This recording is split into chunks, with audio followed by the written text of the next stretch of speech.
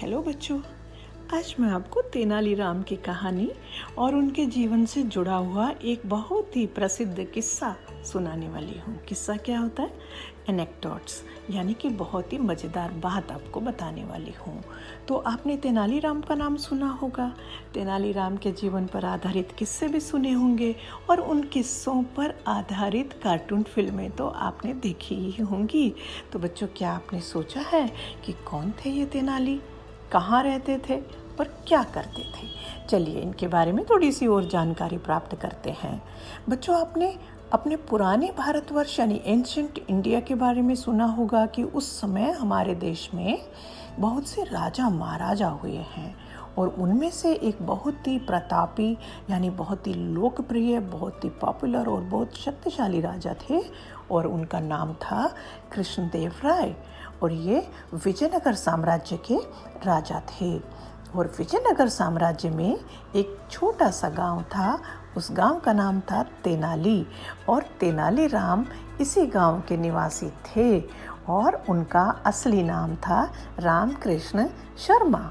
और उस समय दक्षिण भारत में रामा कृष्णा शर्मा के नाम से ये मशहूर थे, इसलिए बहुत से लोग इन्होंने तेनाली रामा कहते हैं, लेकिन हिंदी में तेनाली राम के नाम से ये जाने जाते हैं।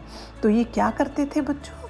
तेनाली राम बचपन से ही बहुत ही कुशाग्र बुद्धि के थे, बहुत तेज बुद्धि के थे और बहुत हाजिर जवाब थे। हाजिर जवाब क्या होता है? यानी कि जो तुरंत किसी भी प्रश्न का जवाब दे देते थे और इनके पास सभी प्रश्नों के उत्तर होते थे, सभी समस्याओं का समाधान ये निकाल लेते थे और ये कविताएं भी लिखते थे, यानी कि ये कवि थे। और राजा कृष्णदेव राय भी कवि थे और वो भी अपने दरबार में कवियों को बहुत सम्मान देते थे। तो इनकी ख्याति, इनकी प्रसिद्धि यानी तेनालीराम की प्रसिद्धि, उनके किस्से राजा कृष्णदेव राय के कानों में भी पड़े और वो बहुत प्रभावित हुए। उन्होंने तेनालीराम को अपने दरबार में आमंत्रित किया और तेनालीराम राजा कृष्णदेव राय के दरबार में पहुंच गए और राजा इनकी जो प्रेजेंस ऑफ माइंड है, यानी उनकी कुशाग्र बुद्धि से, उनके किस्से सुनकर, उनकी योग्यता देखकर बहुत प्रभावित हुए और अपने कवियों में ही इनको एक स्थान दिया और अपना विशेष सलाहकार भी इन्हें नियुक्त कर लिया। सलाहकार क्या होता है? एडवाइज़र। वैसे बच्चों, राजा को एडवाइस यानी उनको सलाह देने का काम करते हैं राजपुरोहित, और राजा कृष्णदेव राय के दरबार में तो राजपुरोहित पहले से ही थे जो काफ़ी विद्वान थे, पंडित थे और राजा को हर मामले में वो सलाह दिया करते थे। जब राजपुरोहित को ये पता चला कि उन्होंने यानी राजा ने तेनालीराम को, जो बहुत अभी छोटा लड़का है, तेनालीराम को उन्होंने विशेष सलाहकार नियुक्त कर लिया है, तो वो इनसे जलने लगे।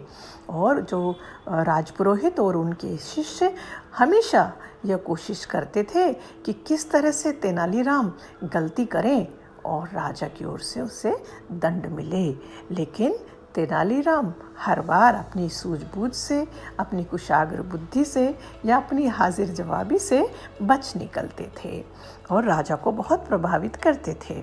तो एक बार की बात है बच्चों, मैं उनके जीवन से जुड़ा हुआ एक बहुत ही मशहूर किस्सा आपको बताने वाली हूँ।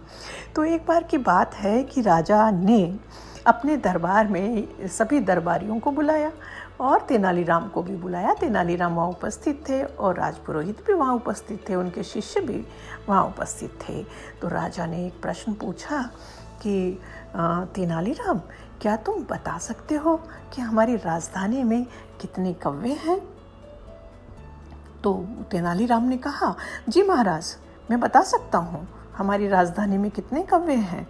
तो सभी दरबारी लोग और ख़ासकर राजपुरोहित बड़े खुश हुए कि इस प्रश्न का उत्तर तो तेनाली ठीक नहीं दे पाएगा, क्योंकि पंछियों की संख्या कितनी है, पंछियों की कोई गिनती कर सकता है भला? लेकिन तेनालीराम ने तो कह दिया कि मैं ठीक जवाब दे पाऊँगा, मैं गिनती कर पाऊँगा।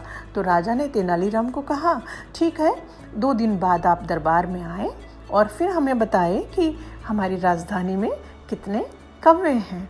2 दिन बाद दरबार लगा और सभी दरबारी उसमें हाजिर हुए, तेनालीराम भी उसमें हाजिर हुए। तो राजा ने पूछा, तेनालीराम, क्या आपने पता लगा लिया है कि हमारी राजधानी में कितने कौवे हैं? जी महाराज, मैंने पता लगा लिया है कितने कौवे हैं। महाराज, हमारी राजधानी में कुल 1,50,999 कौवे हैं। अगर आपको शक हो तो गिनती कर लीजिए महाराज, गिनती करा लीजिए महाराज।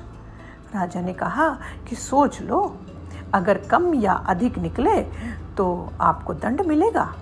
तेनालीराम ने विनयपूर्वक कहा, नहीं महाराज, संख्या बिल्कुल ठीक है। अगर मान लीजिए अगर कम या अधिक निकले तो उसका कोई कारण होगा। तो राजा ने पूछा, क्या कारण हो सकता है? तेनालीराम बोले, महाराज, अगर कौवों की संख्या अधिक हुई तो पड़ोसी राज्य के कौवे हमारे राजधानी में मेहमान बनकर आ गए होंगे। अगर कौवों की संख्या कम निकली तो हमारे कौवे पड़ोसी राज्य में मेहमान बनकर चले गए होंगे। लेकिन महाराज, मैं दावे के साथ कह सकता हूँ कि कौवों की संख्या 1,50,999 ही है।